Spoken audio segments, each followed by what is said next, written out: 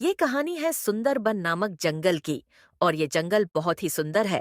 यहाँ के जानवर बहुत ही प्यारे हैं। झरने, बहुत ही प्यारी नदी है जिनका पानी बहुत ही मीठा है।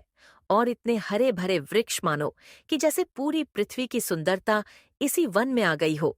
और सुगंध चंदन के जैसी, इसीलिए इस जंगल का नाम सुंदर वन है।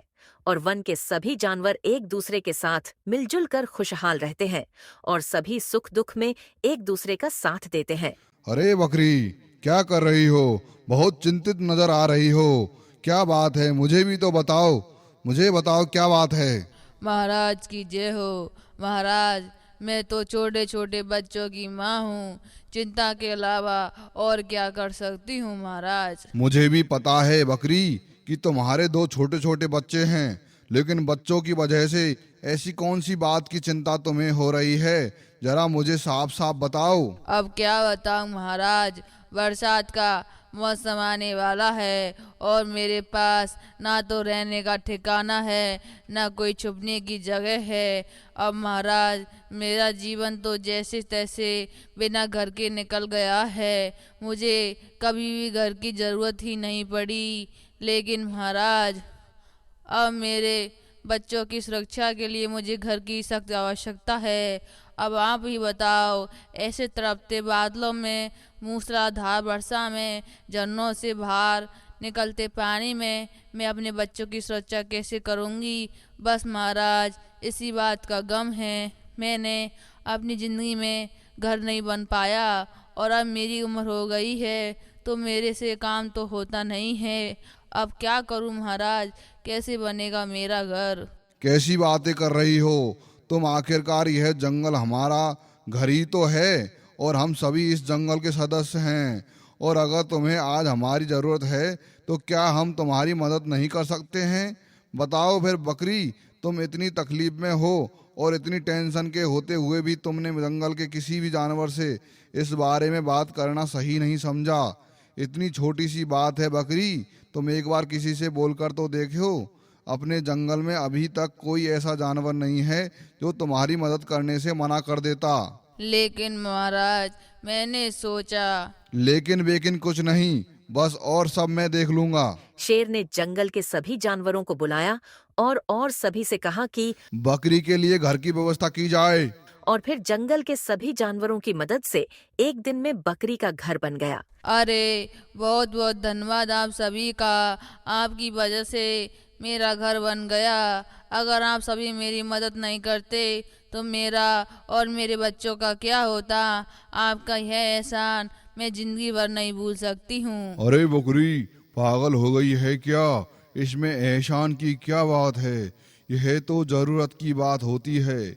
अभी तुम्हें हमारी जरूरत पड़ी है और कभी हमें तुम्हारी जरूरत पड़ेगी।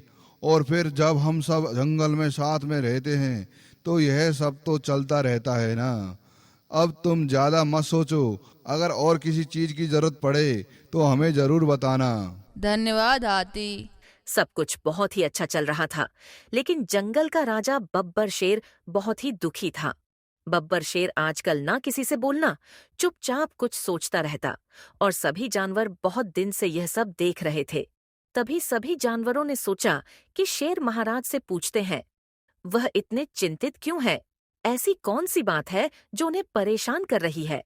फिर सभी जानवर शेर के पास पहुंच गए। क्या हुआ? आज सवेरे सवेरे ही जंगल के सारे जानवर यहाँ आ गए हैं। क्या किसी की लड़ाई हो गई है? क्या अगर लड़ाई का फैसला सुनाना हो तो बताओ मुझे।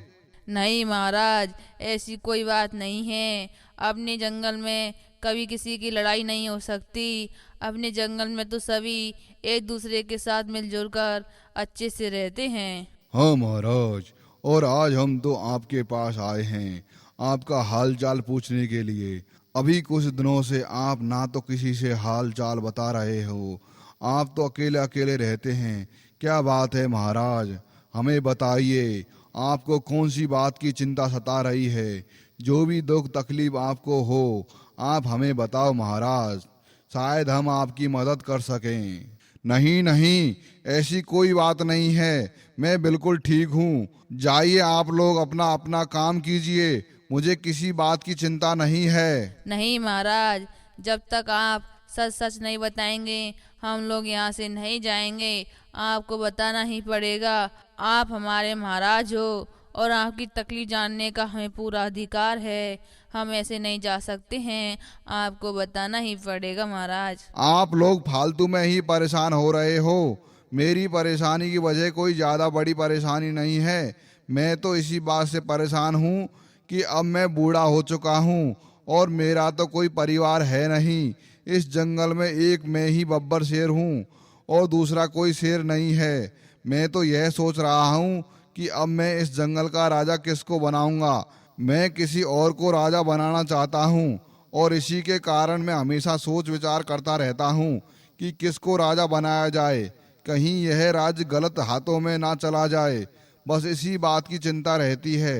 एक बार कोई अच्छा जानवर इस जंगल का राजा बन जाए, बस मुझे और कुछ नहीं चाहिए। महाराज तो आप अभी राजा बना दो। अभी सभी जानवर आपके सामने ही खड़े हैं।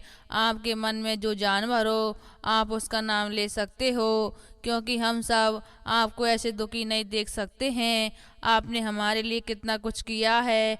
अपने जंगल के लिए सभी जानवरों को माँ बाप की तरह पाला है, सभी को सहारा दिया है। आप इस तरह चिंतित रहते हैं तो हमें बहुत बुरा लगता है। आपके मन में जिस भी जानवर का विचार हो हम उसे राजा मानने के लिए तैयार हैं महाराज। देखो बकरी, मेरे हिसाब से तो इस जंगल में राजा बनने योग्य लोमड़ी है। लोमड़ी बहुत ही समझदार है और उसके अलावा इस जंगल को चलाना और किसी के बस की बात नहीं है। मेरे हिसाब से तो इस जंगल का राजा लोमड़ी को बनना चाहिए, क्योंकि वह बहुत ही चतुर और चालाक है। अरे महाराज, ये क्या बात हुई? ये तो सभी जानते हैं कि अगर बब्बर शेर के अलावा कोई ताकतवर जानवर इस जंगल में है तो वह मैं ही हूँ। अगर किसी राज्य को चलाने में बुद्धि के साथ साथ ताकत की भी आवश्यकता होती है महाराज, और इस बात को आप भी जानते हो। और महाराज, अगर मेरे मुंह से कुछ गलत निकल जाए तो मुझे क्षमा करना, लेकिन मैं अपने आप को जंगल का राजा बनाने के योग्य मानता हूँ। तो कृपया करके मुझे इस जंगल का राजा बनाया जाए, इसमें ही हम सभी की भलाई है। अब शेर तो अच्छे से जानता था कि वह बहुत ही बदमाश और खतरनाक है। अगर उसके हाथ में राज्य चल जाए तो वह पूरे जंगल को बर्बाद कर देगा। देखो भाइयों, पहले मैं लोमड़ी को राजा बनाना चाहता था, लेकिन अब दो उम्मीदवार हो गए हैं। तो राजा का धर्म यही है कि दोनों की परीक्षा ली जाए और परीक्षा में जो पास होगा उसे ही इस राज्य का राजा बनाया जाएगा।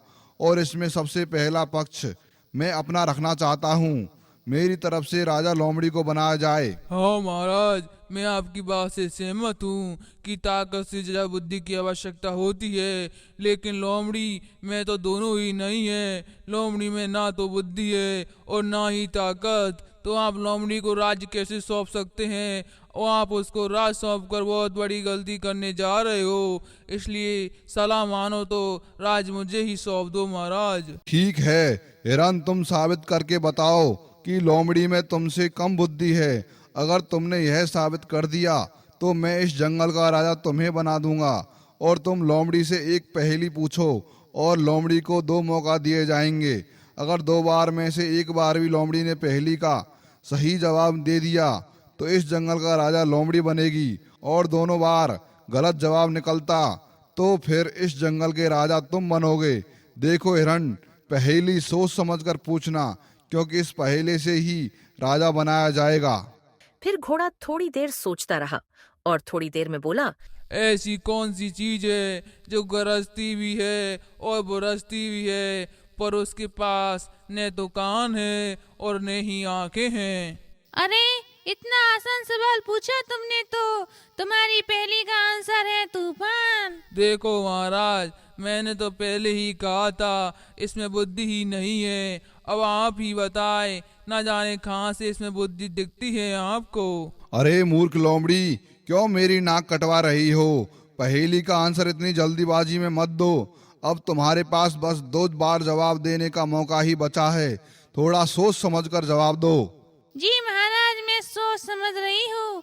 अब मैं सही आंसर खोज कर ही दूंगी। लोमड़ी सोचते हुए ऊपर देखती है, फिर बोलती है, अगर इस बार भी मेरा आंसर गलत निकला तो फिर वह हिरन इस जंगल का राजा बन जाएगा और उसके अंदर बिल्कुल भी दया नहीं है। वह तो बहुत ही खतरनाक है। अगर वह राजा बन गया तो वह तो पूरे जंगल की खुशहाली छीन लेगा। मैं इसको अच्छे से जानती हूँ। उसको तो सुकून जब ही मिलता है जब जंगल के सभी जानवर दुखी हो और वह खुश हो। क्या हुआ लोमड़ी? कुछ नहीं महाराज। लोमड़ी ऊपर की ओर देखती रहती है, फिर सोचते हुए बोलती है, मुझे पहली का हल मालूम हो गया है और आंसर है बादल। लोमड़ी वो कैसे, जरा विस्तार से समझाओ।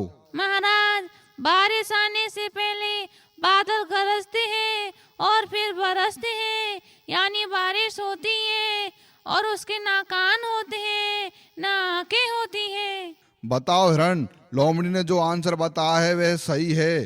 क्या इस पहेली का सही आंसर बादल है? आंसर तो लोमड़ी ने सही बताया है। अगर मैंने मना कर दिया तो फिर सही आंसर मुझे बताना होगा और फिर मैं झूठा कहलाऊंगा और शायद फिर मुझे झूठ बोलने के इल्जाम में यहाँ से सब मुझे जंगल से निकाल देंगे। बताओ क्या है सही आंसर, क्या सोच रहे हो? जी महाराज, लोमड़ी ने सही बताया है। बादल ही इसका एकदम सही आंसर है। वाह लोमड़ी, आखिरकार तुमने मेरी लाज रख ली और जो मैं चाहता वैसा हुआ और आज से लोमड़ी ही इस जंगल की राजा है। बस इतनी बात सुनते ही जंगल के सभी जानवर बहुत खुश हो गए और फिर जंगल के राजा बब्बर शेर ने लोमड़ी को जंगल का राजा बना दिया। दोस्तों, ऐसे ही मजेदार कहानी देखने के लिए वीडियो को लाइक और चैनल को सब्सक्राइब जरूर करें।